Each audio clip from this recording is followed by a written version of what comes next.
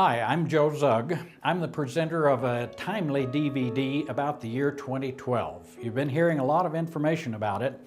You've been getting a lot of disinformation or misinformation about it, and you're probably feeling you have a lack of information about it.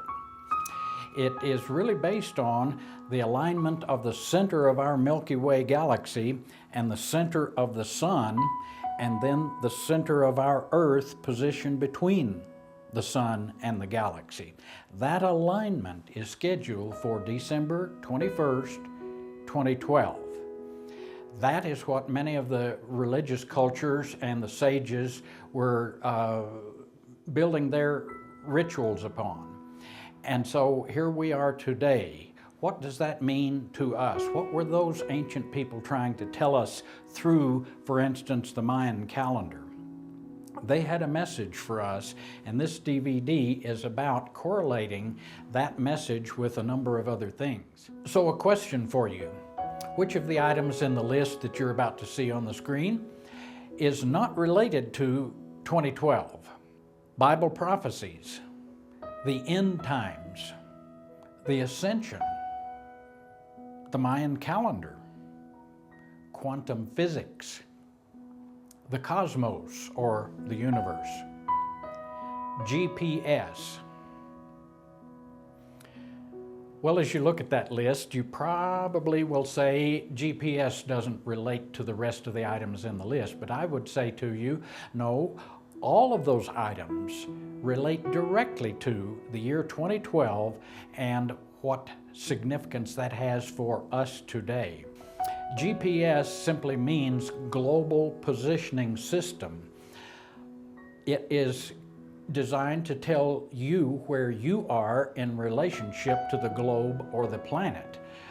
What if we shift that a bit and talk about it in terms of a galactic positioning system? Where are you in relationship to the galaxy and the whole of the cosmos? Where are you in relationship to the schedule of events on the Mayan calendar?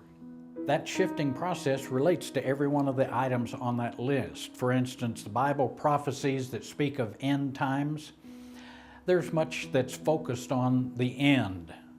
The end is coming, and the gloom and doom associated with that perception about it. At the same time, the Bible prophecies are talking about the ascension aspect of it.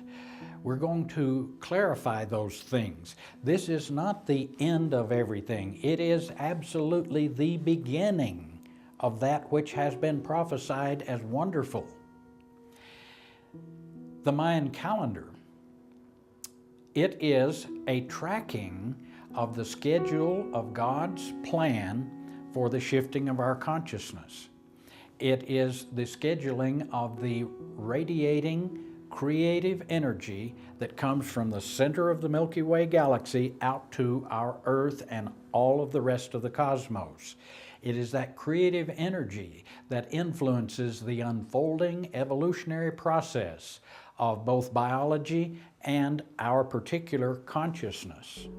Quantum physics, that relatively new field in science, it has within it the tool that God used in the creation process.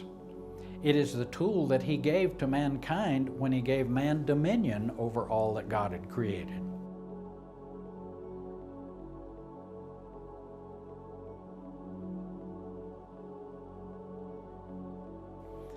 Much will be discussed about that in this DVD.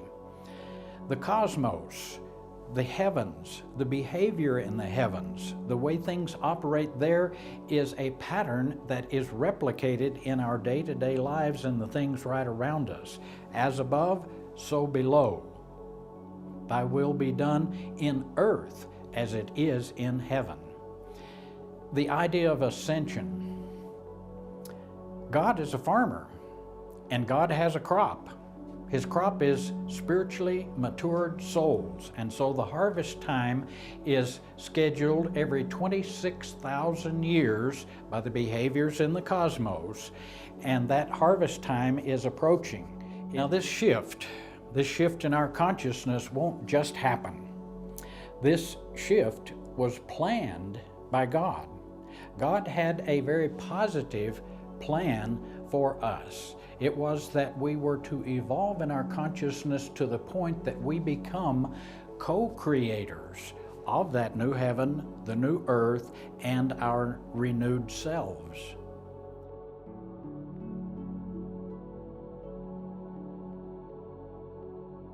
Are you aware that you are voting every day, several times a day? When you take an emotionally based position regarding some of those hot issues in our society today, war, sexuality, immigration, the nationalities that exist in the earth, the various religions that exist, politics, Republicans, Democrats, Tea Party members, all of these things are polarizing issues, and we take emotionally based positions on them. And when we do, we are casting votes into the cosmos. These are energetic votes, and they separate us. Our choosing one or the other separates us.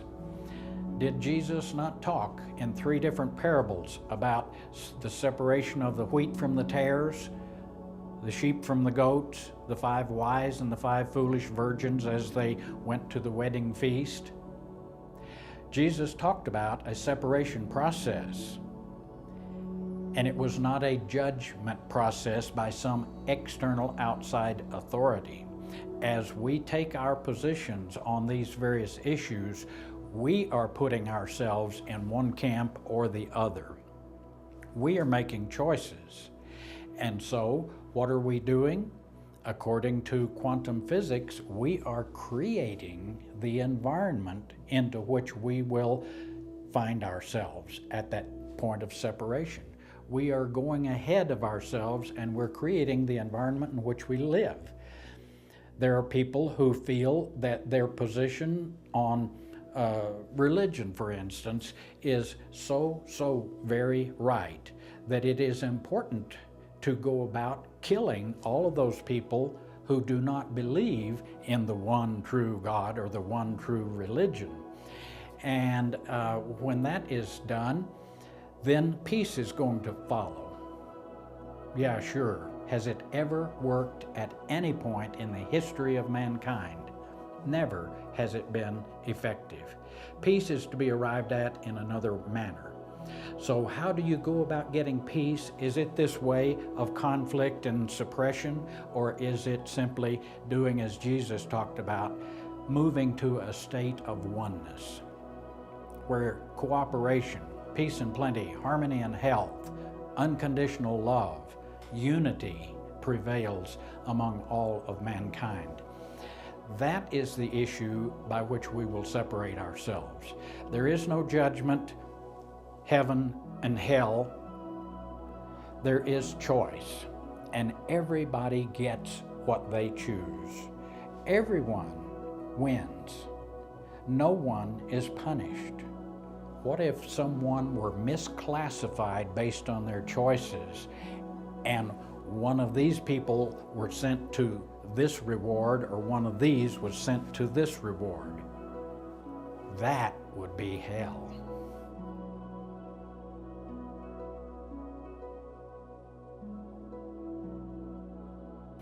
It is in the mouth of these witnesses and in the context of the cosmos that you will find these independent thoughts converging and confirming the truth about God's planned shift in our consciousness.